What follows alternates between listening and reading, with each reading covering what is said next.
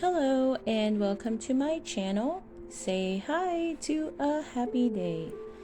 In this channel, I would like to share tales I personally picked and or my kids' favorite stories that I read to them from our little library at home, collection full of storybooks. This channel will be a good tool for you, stories to listen to while you sip on that cup of coffee in the morning or while putting your kids to sleep. Please don't forget to hit that like button and subscribe to keep you posted and to not miss any stories every time. Let us enjoy listening while I read to you the beautiful story of Thumbelina. There was once a woman who wished to have a child. She went to a fairy and said, "I would like to have a child so much. Can you help me?" "Oh, that is easy," said the fairy. "Here is some special barley.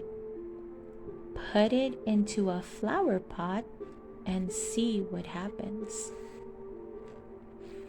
The women went home and planted the barley. Immediately, a handsome flower grew, its petals tightly closed like a bud. As the women watched in astonishment, the flower opened to reveal a graceful little maiden. She was barely half as long as the thumb, so the women named her Thumbelina.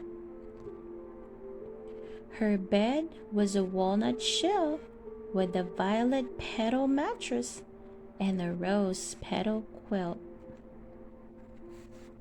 One night, a large, ugly toad crept through the window and saw Thumbelina sleeping in her walnut shell.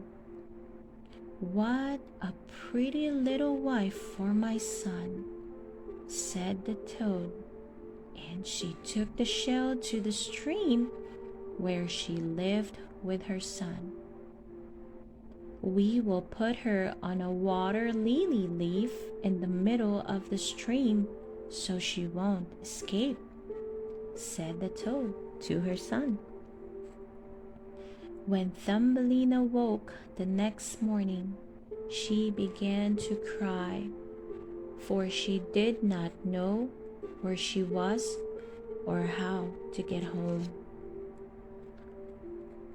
The old toad swam out to the leaf with her ugly son and said, "Here is my son.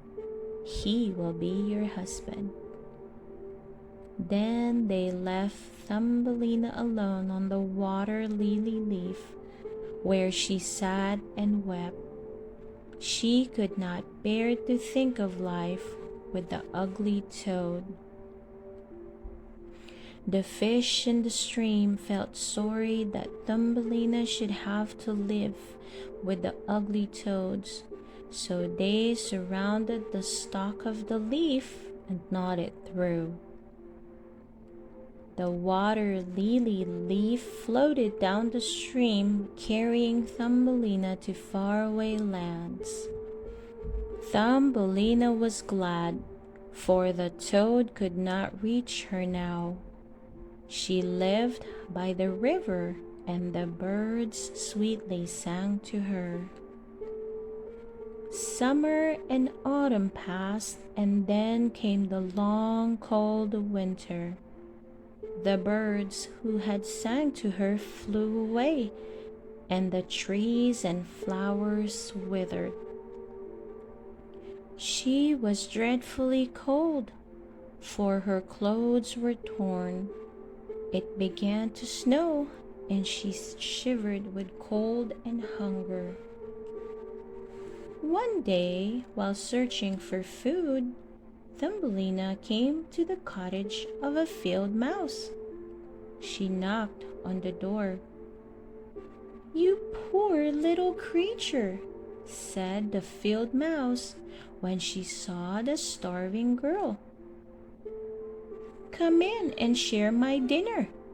She quickly came to like Thumbelina and said, "You can stay with me all winter if you keep my rooms clean." Thumbelina agreed and was very happy. "My neighbor is a very rich mole," said the field mouse. "If you had him for a husband, you would be well provided for." The mole was indeed rich, but he was also quite disagreeable and did not like the sun. The field mouse insisted Thumbelina sing to him, and the mole fell in love with her sweet voice. He dug a passage from the field mouse's house to his burrow and encouraged them to visit whenever they liked. One evening, the mole and Thumbelina were walking together when they came upon a swallow that had died of cold. The mole said, "How miserable it must be to be a bird. They do nothing but sing in the summer and die of hunger in the winter." Thumbelina said nothing. Perhaps this bird sang to me sweetly in the summer, she thought. That night, Thumbelina could not sleep, so she got out of bed and wove a carpet of hay.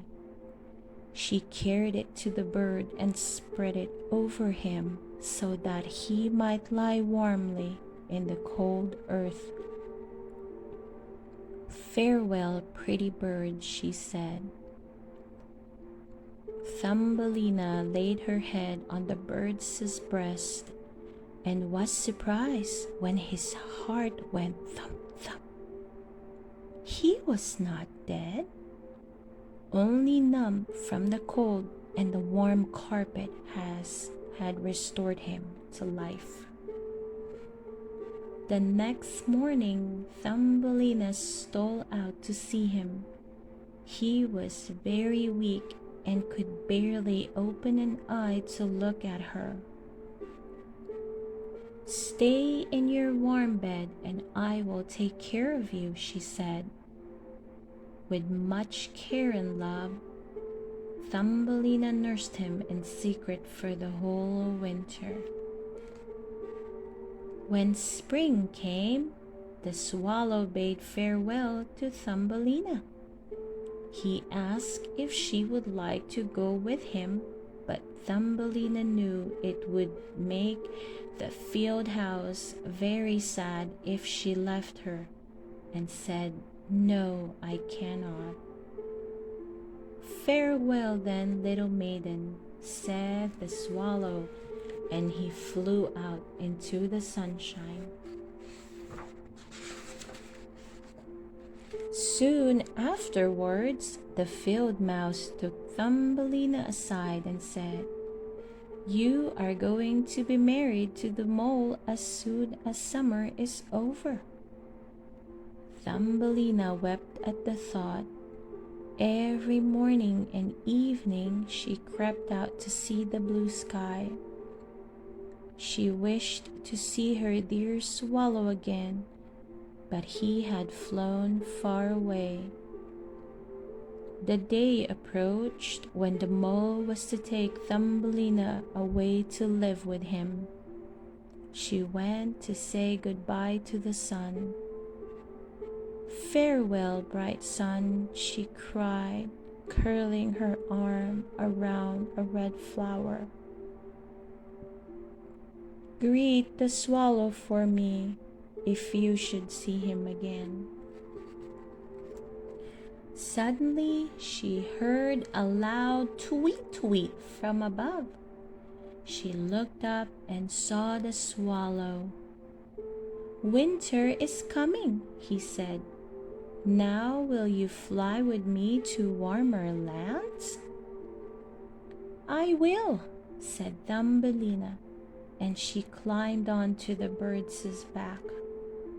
The swallow flew over forest and high above mountains, leaving the mole and the field mouse far behind.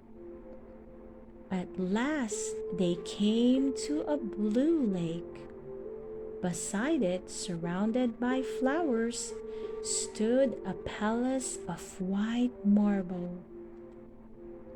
The swallow laid Thumbelina gently in a beautiful blossom. "I live in the nest beneath this castle's tallest tower, but you shall live here," said the swallow with a knowing smile. On the flower stood a man as tiny as Thumbelina, wearing a gold crown and delicate wings. A tiny man or woman lived in every flower, and he was the king of them all. The little king thought her the prettiest maiden he had ever seen. He asked her to marry him and to be queen of all the flowers. Thumbelina happily agreed. For the wedding she was given a lovely pair of wings, which were fastened to her shoulders so she could fly from flower to flower as the little swallow sang a wedding song.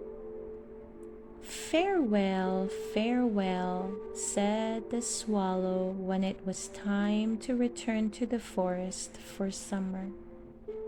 There he had a nest over the window of a house where a writer of fairy tales lived. The swallow sang, "Tweet, tweet," and from his song came this story.